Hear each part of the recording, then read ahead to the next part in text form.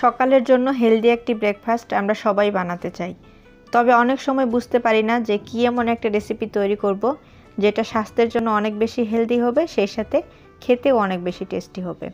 তো আজকে আমি আপনাদের জন্য হেলদি আর সুস্বাদু একটি ব্রেকফাস্ট রেসিপি নিয়ে এসেছি।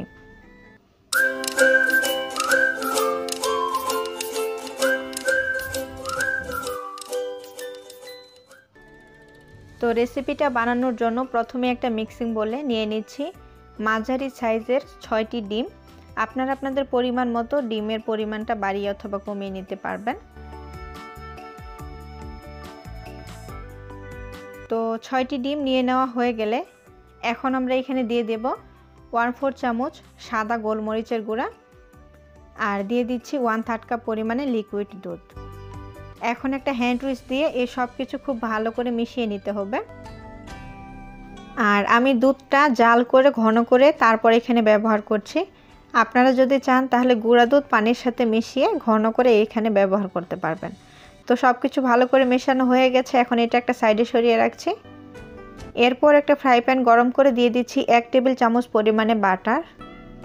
যতক্ষণ না বাটারটা গলে যায় ততক্ষণ আমরা অপেক্ষা করব। তো যখন বাটারটা গলে যাবে তখন আমরা এখানে দিয়ে দেব 1/4 কাপ পরিমাণে ছোট কুচি করা পেঁয়াজ আর 2টি কাঁচামরিচ কুচি। তারপর চুলার আঁচটা মাঝারিতে রেখে মিনিট খানেকের মতো পেঁয়াজ আর কাঁচামরিচটাকে আমরা ভেজে নেব।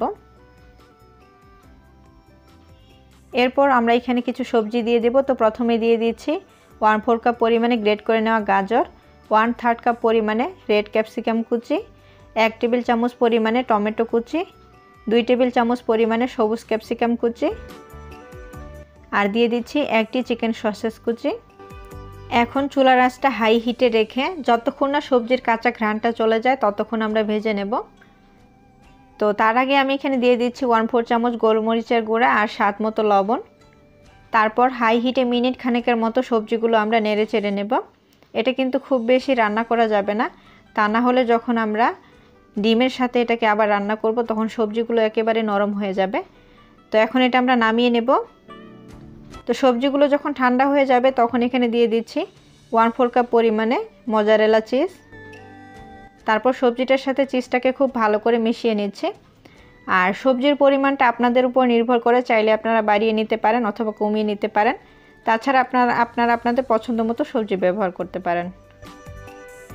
তো সবজিগুলো মেশানোর পর সেটা ডিমের মিশ্রণটাতে ঢেলে দিচ্ছি। তারপর ডিমের মিশ্রণের সাথে সবজিগুলো খুব ভালো করে মিশিয়ে নিচ্ছি। মেশানো হয়ে গেলে একটা সাইডে সরিয়ে রাখছি। আর এখানে আমি 6 পিস কাপকেকের মোল্ড নিয়েছি। অল্প করে তেল দিয়ে দিচ্ছি। একটা ব্রাশ দিয়ে খুব ভালো করে ব্রাশ করে নিচ্ছি।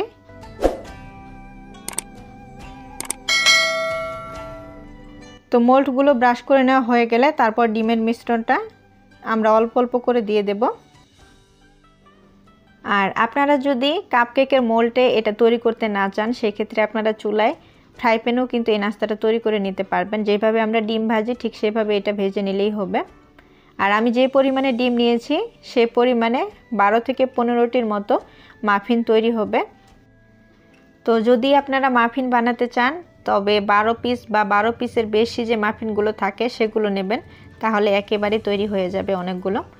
তো এখন এখানে আমি গ্রেট করে নেওয়া চেডার চিজ দিয়ে দিচ্ছি।